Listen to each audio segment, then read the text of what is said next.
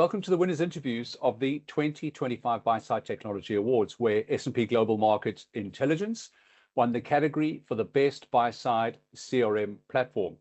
And joining me from S&P Global to discuss the winners, Emily Jasper. Welcome, Emily. Good to see you, and congratulations to you and, of course, to all your colleagues on your recent success in this year's BST Awards. Thank you so much. We have a wonderful team that helps design and develop the product, and it was fabulous to hear that I got to send kudos their way. Good. Now, S&P GMI for Salesforce, it's a bit of a mouthful, but this was the product that delivered the win for S&P Global in this year's BST Awards.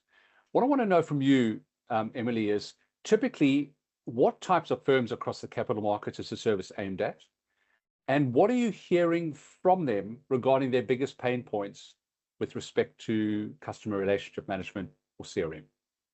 The capital markets is fascinating because you have innovators. We've seen this happen in the private equity space who are leveraging artificial intelligence for deals origination and trying to get that edge. And then we have, whether it's wealth management or in our world, we also consider some of the boutique investment firms and even insurance a component of this broad capital market ecosystem. Yeah. And some have that pain point of not being able to get adoption when it comes to CRM solutions. So you've got your innovators, but then you also have probably your laggards. And I think all of us knowing with the edge of AI pushing for creating that latest innovation, the better understanding of your data, you actually have to have clean data to start from. And so many of the organizations have a very fundamental challenge of lack of clean data, meaning they might have duplicate records. They might have, unclear understanding of portfolio ownership, may have out-of-date information on some of the individuals or board members who might be a part of these organizations that they're doing business with. And it is something that they run into. No one has designed a magic wand yet to solve this, but what we've done is tried our best to provide tools backed by trusted data so that these organizations can ingest and enrich data into their CRM solutions and then make better decisions with conviction. So let's talk a little bit about the product. Let's kind of drill down into it a little bit. Now, we know that it is by no means the only CRM offering in the market. There are lots, and CRM is not new by any means. I mean, this has been around for decades, CRM as a kind of as a business process that buy-side firms need to manage, right? So what do you see as its competitive differentiators, Emily? In other words, to your mind, what are the things that you believe SP GMI for Salesforce does better than other similar CRM offerings? Part of what makes this different is that it's not just the container. So a lot of CRM solutions are the boundaries around it. You can create an account, you can create a deal, you can track that through completion. However, they're empty vessels. And so we designed this solution to sit upon the Salesforce platform, which is one of the primary ones utilized in this space, but it can work and interact with many of the tools that have been customized for capital markets within the Salesforce ecosystem. And when I say that, that means that it's not just your traditional sales or marketing workflow. I have an account, I'm going to generate a lead, I'm going to convert that lead. We have a lot of organizations that rename their accounts. They create deals instead of an opportunity, things like that. And this solution allows for a bit of that flexibility. What I think is also important is again, it's backed by data. So it is not just providing you with a solution to link the record. It then will enrich it with information based on financial data, market data, key developments. So there's major news events that would be that reason to call to outreach to those potential prospects. And it also includes a screening function. So you can find those opportunities and add them into the system in a very streamlined manner.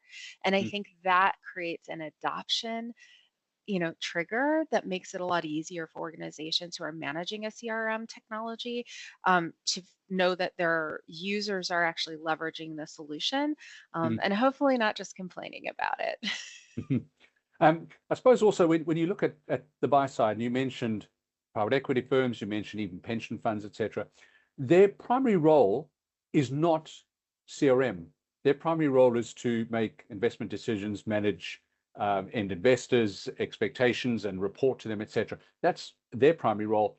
It's not CRM, and so they don't have huge numbers of staff that just focus on ensuring that that information is accurate, it's timely, it's reliable, etc. And I suppose that's the kind of the key that you were offering them, right? Yeah, I think you're hitting it on the head. The individual users, this is not necessarily their day-to-day tasks that they're asked to do. And in many instances, it can be troubling when someone is like, well, I don't have time for data administration. And Mm, that's not what I'm good at. That's not why you have me working at this firm. And so it's important for tools to be able to anticipate that that is going to be an impediment to a workflow yeah, is lack of time, lack of interest, and so we try to make it really easy so that especially in instances where there may be one or two people who are your data stewards who are going to handle information governance for the firm, we've made this really easy for them so mm, that then when your individual investor or your portfolio manager is running into the system and they're like, I'm prepping for this meeting, I've got to see what's going on, it's already there for them, yeah. and we've anticipated that need. Mhm. Emily, final question to you then is, we know that all products and services currently serving the capital markets need to adapt to clients' demands and, of course, trends across the wider industry too. They do this iteratively, multiple times during the year, etc. Um, what I want to know from you is what is on SPGMI for Salesforce's development radar right now that you believe will help maintain its position as one of the market leaders? With everything happening in the CRM space, AI can't go unmentioned. Mhm. And Agent Force is the AI platform that Salesforce has built. So one of the first things we had to really push was how can we bring something that's a value add for customers through an AI solution. We've launched the S&P Global Document Intelligence for Agent Force solution, so that can sit alongside SPGMI for Salesforce Mm. and allows users to extract insights from earnings call transcripts and filings, query for risks and overviews, understanding growth pillars, et cetera. And then they can take that and create a task in the Salesforce system. So it's going from insight to action. And I think that's really important when it comes to adoption. But we also have roadmaps. I mentioned market data is one of the key pieces that is in our existing solution, but we also know the private markets are important. And so we're going to be adding information related to rounds of funding, additional refinement around our organizational trees, which includes the portfolio ownership perspective on that, not just the corporate structure. We also have created what we call topic tags as a way to get a better refinement into areas of investment interest, or even, we think about industry classification. Sometimes it's still just a little too broad. Mm. Technology often defaults to application software. So things like these topic tags allow us to refine what does that actually mean in that application software space or in the construction or real estate environments, things like that.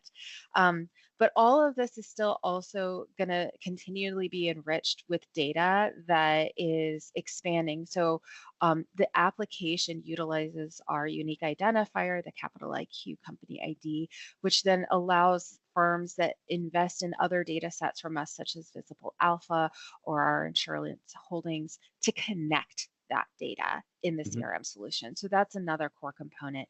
It may not just be the one application or the AI agent. It's still you're unlocking an entire data universe with it. Good, good, good.